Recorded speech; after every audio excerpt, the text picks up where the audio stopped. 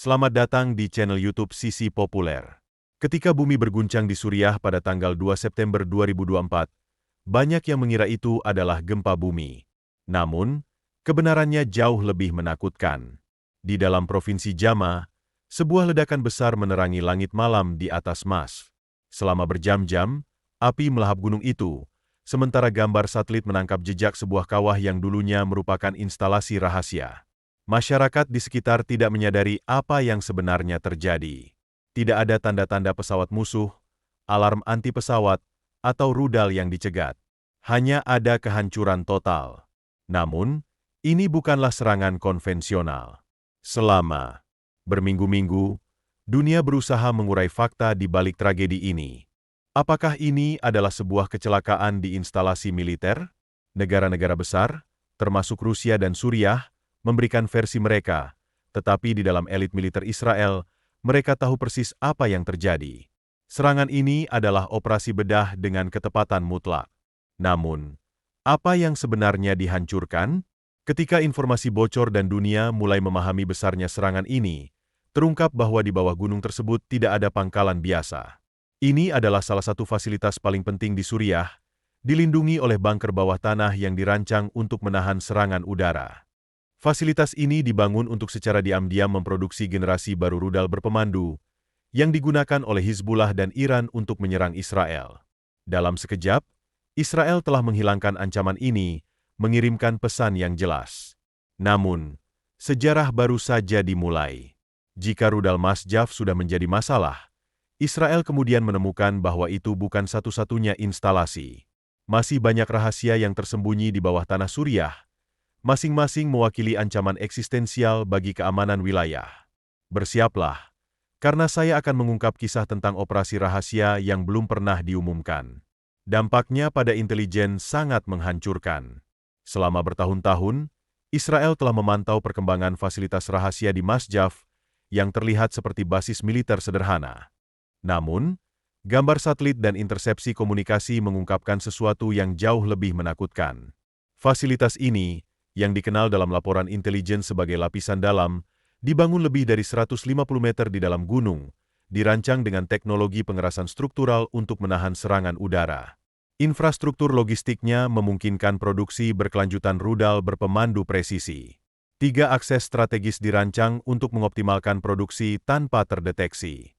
Salah satu elemen paling penting dari pabrik ini adalah sistem planetary mixers, teknologi canggih yang digunakan untuk memproduksi bahan bakar padat rudal.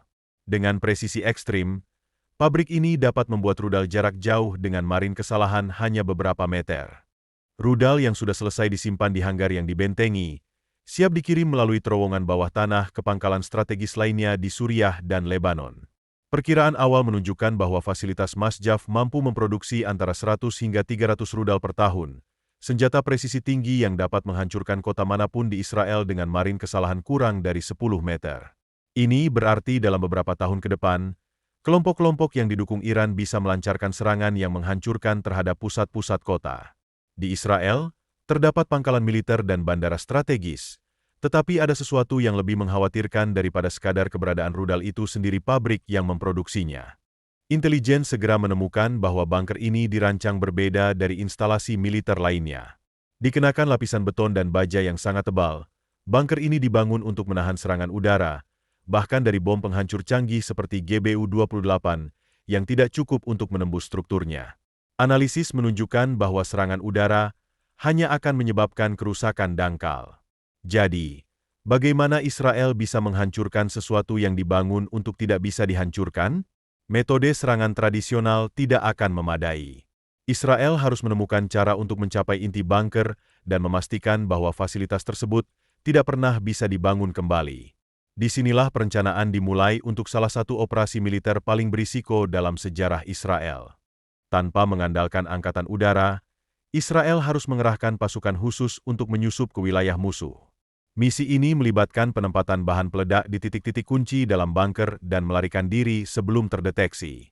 Namun, tantangannya adalah bahwa tentara Israel bisa terjebak di bawah tanah, dikelilingi oleh pasukan Suriah dan Iran. Israel tahu kompleks Masjaf adalah ancaman nyata, tetapi menyerang secara membabi buta bukanlah pilihan. Mereka membutuhkan bukti dan informasi yang akurat untuk memastikan bahwa instalasi ini tidak hanya rusak, tetapi dihapus dari peta selamanya. Ketika intelijen Israel mengaktifkan sumber daya mereka, pengawasan satelit dan drone mata-mata mengungkapkan skala sebenarnya dari fasilitas ini. Dengan resolusi tinggi, satelit menangkap gambar pergerakan kendaraan di pangkalan, sementara pesawat pengintai mengumpulkan informasi tentang rute pasokan dan perubahan dalam personel keamanan. Ditemukan bahwa konvoi yang masuk instalasi bukan sekadar transportasi biasa, mereka membawa peralatan canggih untuk merakit rudal presisi dalam jumlah besar.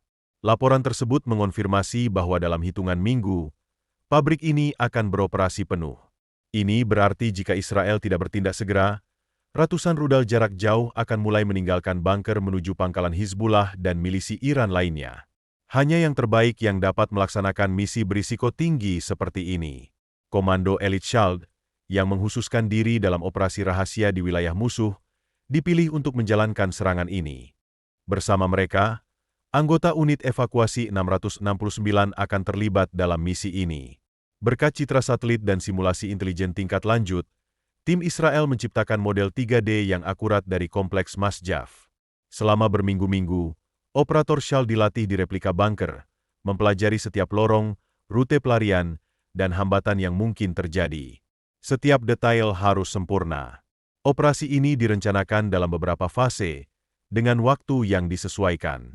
Helikopter CH-53 akan terbang rendah di atas Mediterania untuk menghindari deteksi radar, sementara jet tempur F-35 akan melancarkan serangan pengalihan pada target lain di Suriah.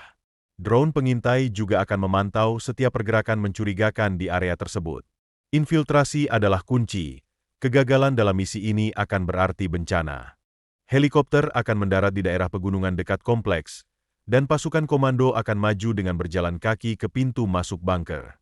Penghalang pertama adalah pintu baja lapis baja yang diperkuat, dirancang untuk menahan ledakan eksternal. Jika mereka gagal membuka pintu dalam hitungan menit, keamanan akan bereaksi, dan misi ini bisa menjadi perangkap maut. Namun, hal terburuk belum terjadi. Setelah masuk, tim harus bergerak cepat dengan bahan peledak siap. Mereka hanya memiliki waktu kurang dari 10 menit untuk mengevakuasi fasilitas sebelum ledakan. Ancaman di dalam bunker bahkan lebih berbahaya daripada penghalang di luar. Begitu pangkalan mulai runtuh, warga Suriah bisa terbangun dan berusaha menghalangi pelarian mereka. Israel mempertaruhkan segalanya dalam satu permainan. Jika misi berjalan sukses, Masjaf akan menghilang dari peta dalam sekejap. Namun, jika ada yang gagal, para prajurit Israel mungkin tidak akan pernah pulang. Sementara dunia tertidur, 5 drone serang dan 14 drone tempur terbang di atas wilayah Suriah. Angkatan Laut Israel meluncurkan rudal jarak jauh, menyerang pangkalan militer utama. Langit menyala dengan ledakan, tetapi itu bukan tujuan sebenarnya. Itu adalah gangguan sempurna. Helikopter CH-53 Israel bergerak tanpa terdeteksi di atas laut, sementara operator Shald dan unit 669 terus mengawasi jam. Infiltrasi akan dilakukan dalam waktu kurang dari 5 menit. Helikopter mendarat diam-diam di daerah pegunungan 1 km dari bunker, tidak bisa mendarat terlalu dekat untuk menghindari deteksi musuh. Dalam kegelapan malam, mereka maju sambil ditutupi oleh pesawat tanpa awak MQ-9 Reaper yang memindai area untuk mencari patroli musuh. Di depan mereka, struktur baja yang diperkuat tebalnya hampir setengah meter menanti. Menghancurkan pintu masuk bunker dengan bahan peledak adalah tantangan yang harus mereka hadapi. Namun, suara tembakan akan memperingatkan seluruh pangkalan. Sebagai gantinya, operator menggunakan beban lampu arah senyap, dirancang untuk melemahkan kusen pintu tanpa menghasilkan ledakan yang dapat didengar dari luar. Dengan pencitraan termal dan senapan, para komando berhasil masuk tanpa terdeteksi. Namun, di dalam bunker, situasi tak terduga muncul. Laporan intelijen menunjukkan bahwa pangkalan dioperasikan dengan personel minimal pada malam hari, tetapi sekarang ada lebih banyak tentara di dalam daripada yang diperkirakan. Perintah dalam bahaya terdeteksi sebelum berhasil menempatkan bahan peledak. Salah satu penjaga Suriah melihat cahaya yang bersinar dalam kegelapan dan segera melepaskan tembakan. Suara tembakan bergema di seluruh bunker, memaksa operator Shaldak untuk bergerak lebih cepat dari rencana. Mereka maju dengan senapan serbu Tabor X-95 dan senapan Remington 870, membersihkan ruang sempit di luar bunker. Sementara itu, Angkatan Udara Israel sudah bersiap untuk ekstraksi. C-130 gunship terbang di atas wilayah tersebut, siap untuk memberikan dukungan tembakan. Tentara Suriah berusaha menutup rute pelarian. Di tengah kekacauan ini, operator Shalda berhasil mengamankan 300 kg bahan peledak daya tinggi di pilar struktur kompleks. Saat yang sama, tim khusus memperoleh akses ke server bunker dan mulai mengunduh informasi rahasia tentang operasi Iran di Suriah. Namun, waktu tidak berpihak pada mereka. Dengan suara tembakan yang semakin keras, pasukan komando tahu bahwa mereka harus segera pergi. Mereka memiliki waktu kurang dari 5 menit sebelum ledakan terjadi. Begitu perintah pertama muncul dari bunker, suara tembakan mulai menggema. Helikopter Apache A-64 Israel bersembunyi di ketinggian malam, melepaskan tembakan ke arah bala bantuan musuh, memungkinkan tim untuk mencapai titik ekstraksi satu persatu. Ketegangan meningkat saat setiap detil misi ini menjadi krusial.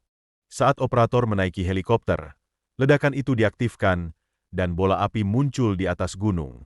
Bumi berguncang seolah-olah gempa bumi melanda wilayah tersebut. Pangkalan rahasia Masjaf telah berhenti berfungsi, sementara helikopter Israel menghilang ke dalam kegelapan.